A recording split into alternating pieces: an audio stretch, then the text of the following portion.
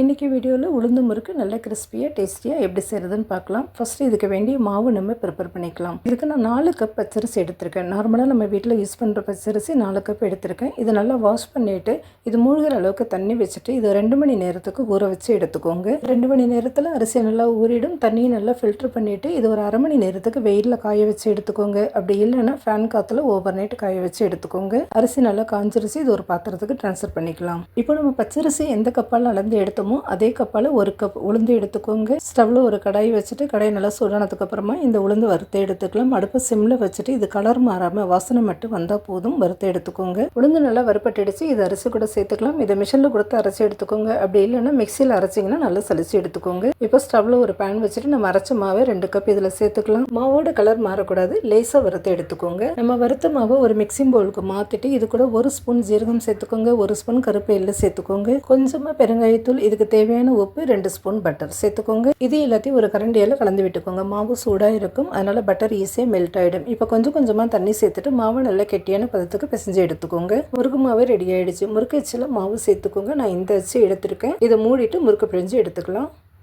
Side by side நான் கடாயில் எண்ணெய் சூடு பண்ணி வச்சுருக்கேன். எண்ணெய் நல்லா சூடானதுக்கப்புறமா அடுப்பை சிம்மில் வச்சுட்டு நம்ம செஞ்சு வச்ச முறுக்கு ஒன்று இதில் சேர்த்துக்கோங்க. ஒரு பக்கம் வெந்தோடனே இன்னொரு பக்கம் திருப்பி விட்டு வேக வச்சுக்கோங்க. முறுக்கு நல்லா வெந்ததுக்கப்புறமா எண்ணெயிலேருந்து ஃபில்டர் பண்ணி எடுத்துக்கோங்க. அவ்வளோதான். அருமையான கிறிஸ்பியான டேஸ்டியான உளுந்து முறுக்கு ரெடி ஆகிடுச்சு. ட்ரை பண்ணி பாருங்கள். வீடியோ பிடிச்சிருந்தா லைக் பண்ணிட்டு சப்ஸ்கிரைப் பண்ணிக்கோங்க. நெக்ஸ்ட் வீடியோவில் பார்க்கலாம். பை.